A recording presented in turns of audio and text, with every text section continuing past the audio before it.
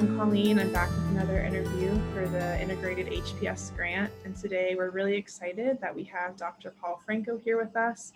He has a PhD from the University of Pennsylvania, and he's currently an assistant teaching professor at the University of Washington.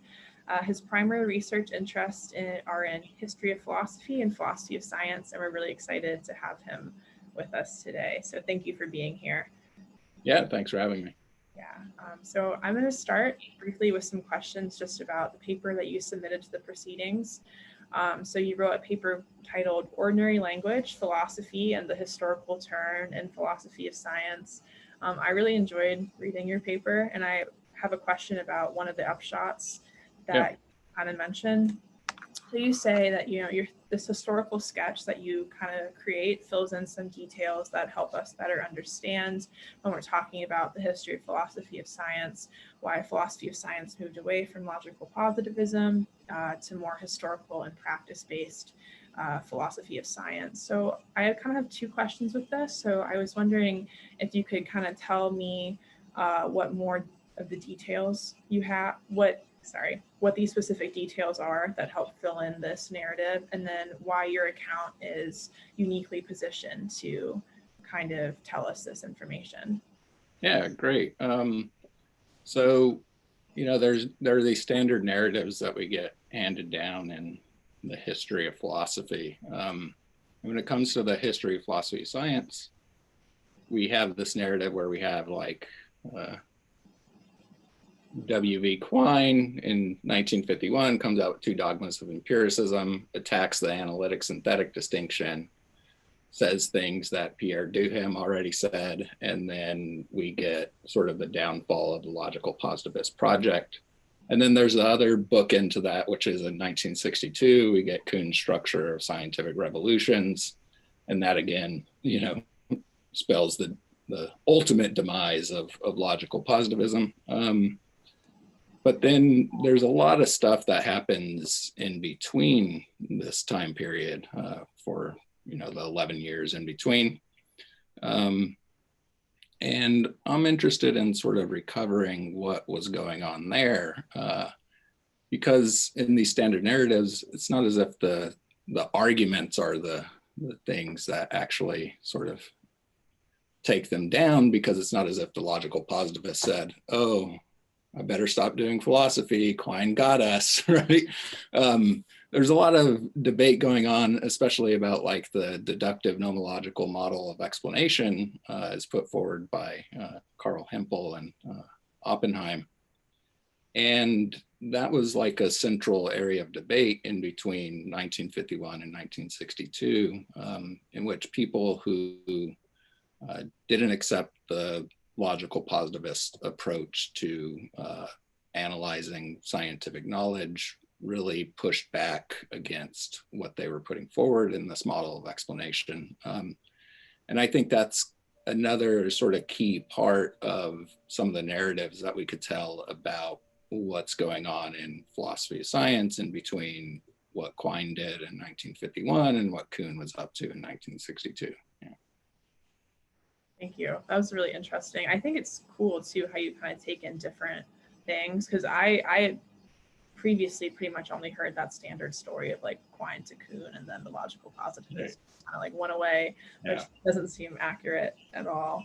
I guess, how did you get the inspiration to write this paper? Was there like a particular moment where you're like, oh, this is something that's understudied, or is this just something you've been studying for a really long time and think it like kind of builds on your previous work?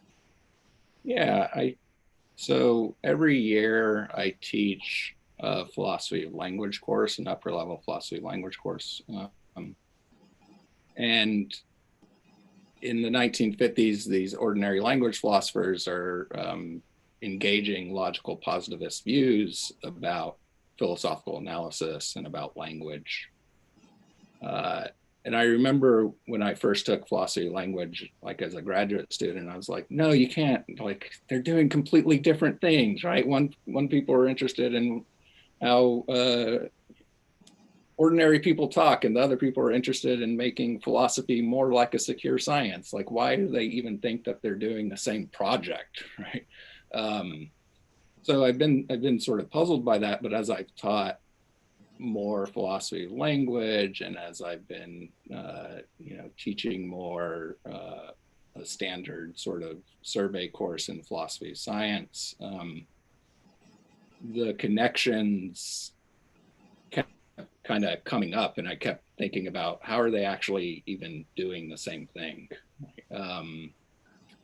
And I've been trying to figure out in what ways that they take themselves to be engaged in the same type of project, because they have very, very different philosophical concerns.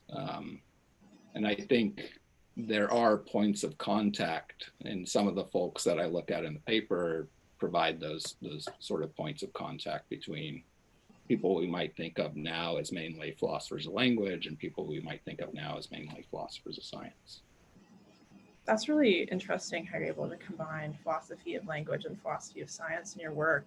And this kind of turns to another question I have just about more of your philosophical work in general. So you've published a lot of papers on different subjects, so philosophy of language, history and philosophy of science, and feminist philosophy. So I guess my question is, you kind of already answered it, but are there any broader connections between those works that you really like to pick out, or those subjects, that you like to pick out? And do you have like a favorite area of study out of all of those that you've looked into? Yeah, good. So one thing, in addition to my teaching work, I've been really interested in science and values recently, and the role that values might play in scientific practice. And I really love Heather Douglas's work on inductive risk, and especially her book, Science Policy and the Value-Free Ideal. And as I've been teaching that, I thought, well, this is really cool stuff. I think her arguments spot on. And then I was thinking about criticisms that people were making of her, specifically sort of suggesting that, look, science is simply in the process of generating beliefs. And when you're generating beliefs, you don't really need to think about the non-epistemic values. But because I teach a lot in philosophy of language, I was like, no, it's not just about generating beliefs. Like, scientists actually have to say things out loud to one another. And thinking, oh, speech act theory gives us a nice framework for kind of thinking about the ways in which saying things out loud is an action that has consequences. And we have responsibilities to think about the consequences of those sort of things that we say out loud. Yeah, that's awesome. I also love Heather Douglas's work, especially that book as well. But I never really thought of it in the context of that sort of philosophy of language, how it connects with that. That's really cool. Is that a newer area of inquiry for you? Yeah, it's sort of, I ended up writing my dissertation on like Kant and 20th century philosophy of science. Sort of ran out of steam reading Kant. And I got excited by this topic, and I presented it to a few folks here. We have a pretty robust research cluster in philosophy of science. They're like, yeah, this is cool stuff. I'm like, okay, good. I'm excited by this. It doesn't require that I read Kant. And it allowed me to make some connections between different things I was teaching.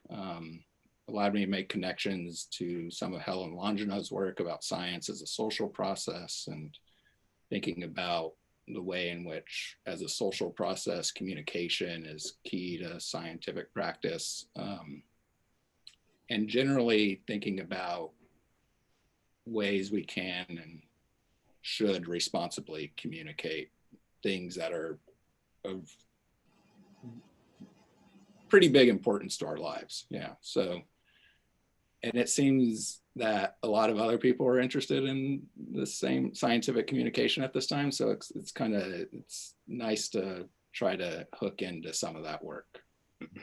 Yeah, absolutely. This question kind of goes off of something you just said. But you know, when I think of science, and I think a lot of people, I'm going to make this claim, hopefully it's kind of right. Science seems like really collaborative and all the scientists always work together, but philosophy of science doesn't seem quite as collaborative sometimes. You mentioned that your department has this really awesome kind of research group in philosophy of science. Do you find that that sort of collaboration and having the space to kind of bounce ideas off other people has helped your work? Yeah, definitely. I think it can be really hard to know if you actually have a good idea. So I think it's key to be able to like share that idea, share those ideas with others, especially others who are going to receive your work in a way that's kind of like in a charitable way, and that they're interested. They're not going to be trying to nitpick it. They're trying to help you develop something that is going to be interesting to others, and that helps you, you know, shore up your core idea. So I think it's been nice to be able to have like the reading group that we have, and be able to just ask, hey, I got this idea. How's this sound? And we're all philosophers of science, but of course in philosophy of science, we're all working on many different topics. So it's just good to get a sense of what other people care about and how you might think about your work in relation to their work as well. Yeah. Yeah, that's really awesome. I think that kind of stuff is so important. I think it just makes philosophy just a much better culture too. Like the more everybody just collaborates and talks, and um, yeah, I really love that. This is kind of just a question about how you come up with ideas, but I think it's like so hard a lot of times for anybody, I imagine, to come up with ideas. Like there's so many things you could talk about, so many arguments you could make. Do you have like a particular process you have when coming up with ideas, and you know how you write them? Is there any particular way you go about it, or do you just kind of like take them as they come to you? Yeah, I think I'm pretty deadline driven. Since I teach a decent amount, usually like 6 to 7 classes a year, I need to have like a framework in which, you know, okay, I know this conference is coming up. I need to get this abstract out. If I get in, then I know when the conference is, and I know. So, and I also look to venues or conferences that I know are going to be fairly supportive environments. So I really like the Hopos conference, the HPS conference, and just like generally philosophy of science, I think tends to be a pretty supportive field, especially in the values and science area. So that's just to say, yeah, I looked at places where I feel like I might get good feedback, submit an abstract, get in, give the talk, see how the talk was received, and then try to find some time to then sit down and write the paper and develop it. Yeah, so I think what's key to the development of ideas is when I finally get at that point where I'm like, I think this is good. I don't know if this is good. Someone else needs to see this, right? Someone else needs to tell me if this is on the right track. Yeah, that's smart. I think too, I don't know. I don't think I've ever written a piece of writing and thought it was good or, you know, I would correctly appraised it. I always assume it's like terrible or something. Yeah.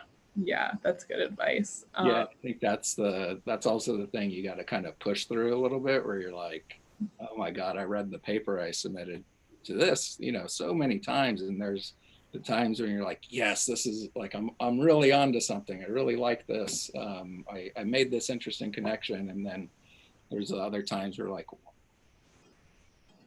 did I actually do any of the things that I thought I was trying to do? Right? Yeah. Yeah. So you mentioned that you teach like just a lot of classes every year. Is there a favorite class you've ever taught, or a favorite class that you kind of teach at a recurring basis that you are really interested, like that you really enjoy? Yeah, so I think I do really enjoy teaching the larger intro courses. So I do a bit of history, philosophy, which I like to do. So I do some Descartes and Hume, but then I also get to do interesting things about like free speech and philosophy of language. Some political, like this year, I did a big political philosophy unit right before the election. Um, and yeah, I think so. It gives you sort of this opportunity to kind of, since I don't do it from a historical perspective, but a topics based perspective, to really think about the ways in which philosophy can provide some tools for making sense of some of the stickier issues that we're facing right now. So I really like intro, and I really like teaching philosophy of language as well, because I've been on a John Austin kick for a couple of years now, and he's very fun to teach. So it's always nice to have an opportunity to teach it.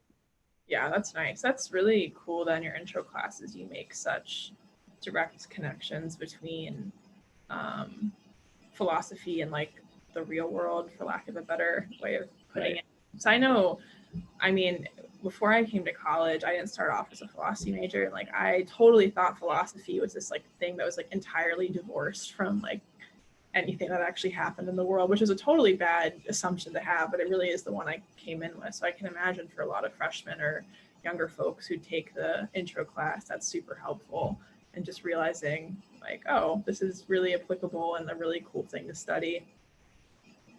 I noticed on your CV, on your website, that you compiled this really, really big list of women philosophers um, in the, I think it was the 20th century.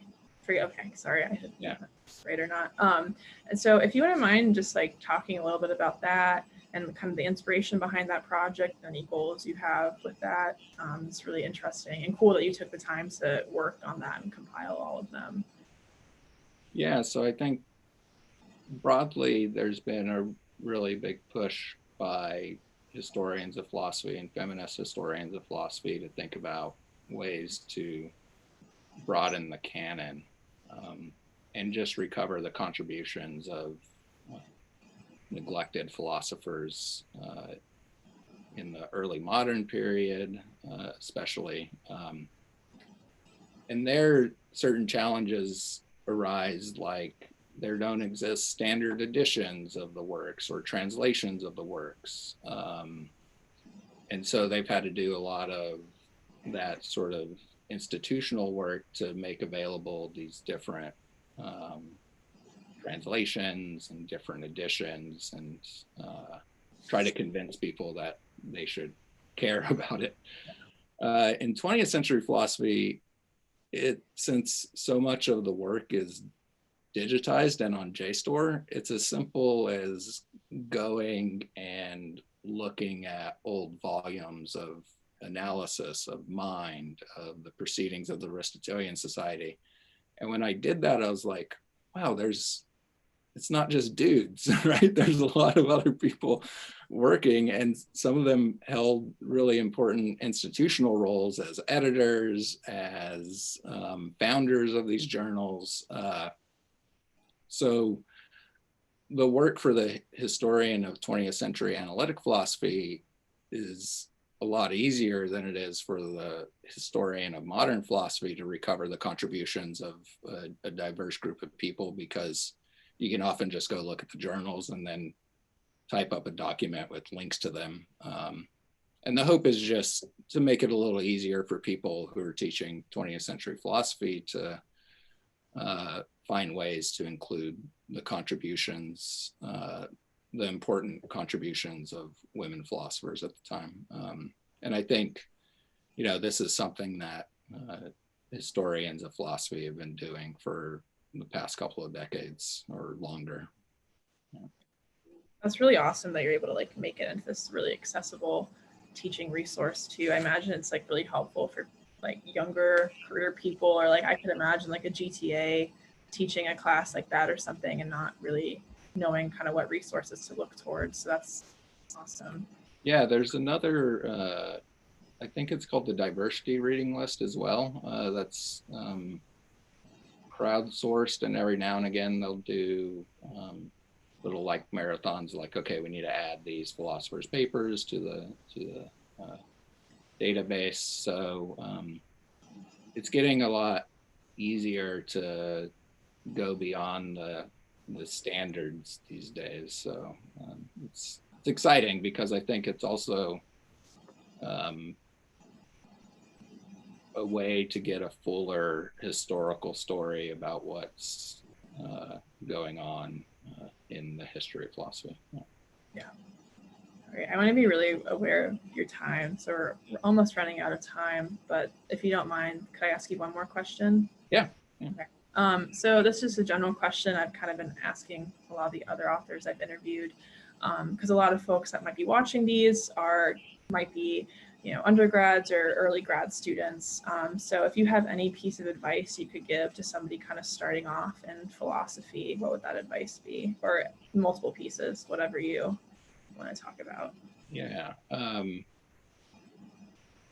So this is like advice I would offer myself in a certain sense. So I think like there's going to be time at which you encounter a philosophical text that you're not going to get immediately, and some that you are going to get immediately. And it's sometimes easy or tempting to just engage the stuff that you understand immediately and that you have kind of a affinity towards. But it's also important to push through on the things that you don't get immediately. And so under that sort of general way of thinking, the biggest advice is just like read, I think, and read kind of widely. And if there's some topic that you're specifically interested in outside philosophy, and you're like, well, I don't know if philosophers even engage this, they probably have at some point, right? And you could probably find something that grips you both within philosophy and outside philosophy, and finding that makes it a lot easier, I think, to do philosophy. Like when I was trudging through and doing Kant, there was a time at which I really loved doing Kant and 20th century philosophy, but I lost that and I kept trying to do it, and it kept progressively getting harder. And then when I discovered some of the things that I was a little more gripped by at the time, it made things a little easier. Yeah. That makes sense. Read a lot. Yeah, read a lot. Cool. Yeah, thank you so much for that advice. And did you have anything else you want to add? I don't want to, again, I just want to be really aware of your time.